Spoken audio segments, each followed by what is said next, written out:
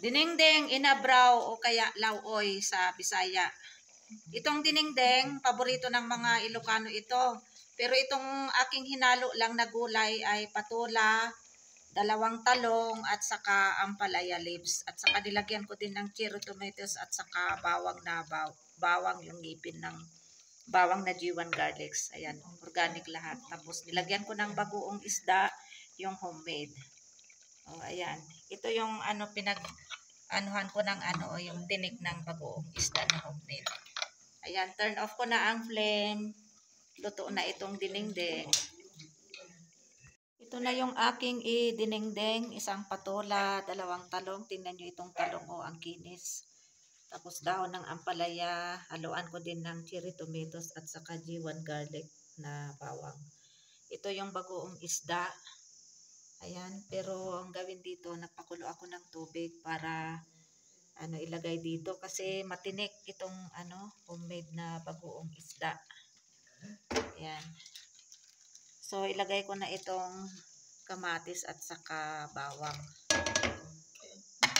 Ayan, tingnan nyo ito matinik Dapat ganito siya. Para mahiwalay yung tinik. Ayan. Ito yung bottle ng bagoong isda na in-order ko sa Karachi. Ayan.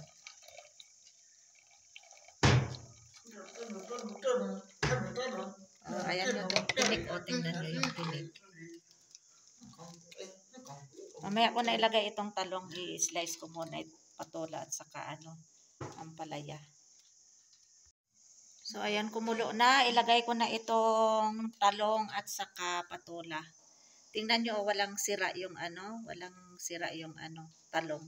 Nilagay ko na din ito. Ayan.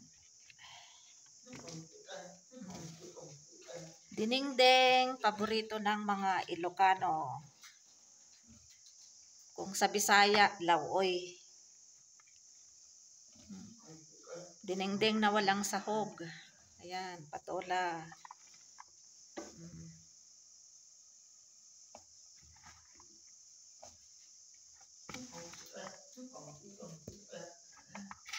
Organic lahat. Hindi na ako, hindi ko na hinaluan ng kalabasa. So, lagyan ko ng magic sarap para masarap. Ayan. Mamaya ko na ilagay itong ampalaya leaves. Takpan ko muna ito. Ito, nagsaing ako ng kaninang tanghali kasi na 4:30 PM na. So, ito yung kinain namin kaninang tanghali. Mga 1:30 kami kumain.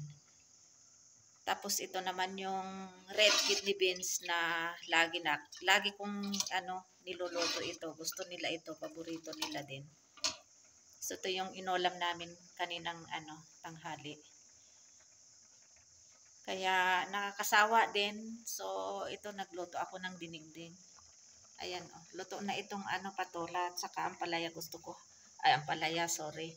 Yung talong gusto ko lang half cook. So ilagay ko na itong ampalaya leaves. Ayan.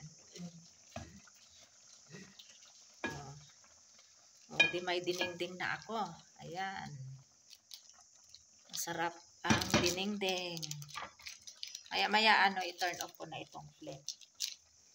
Kasi lang naman, madali ito maluto itong ampalaya leaves.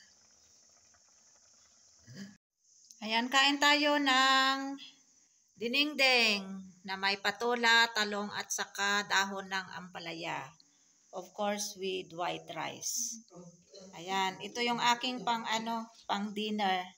Gusto din ito ni Fatma, itong dinengdeng at saka silangga. Sila yung partner ko sa Filipino Foods. Kaya pakainin ko din si langga nito, itong dinengdeng. Ayan, kain tayo ng dinner. Kain tayo sa mga Ilocano dyan, kakabsat, mga tayon. Ito dinengdeng. Agsida tayo ti dinengdeng. Ayan. Bismillahirrahmanirrahim.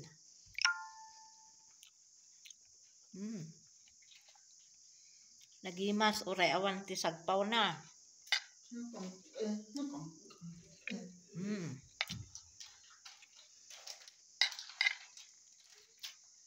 Sarap.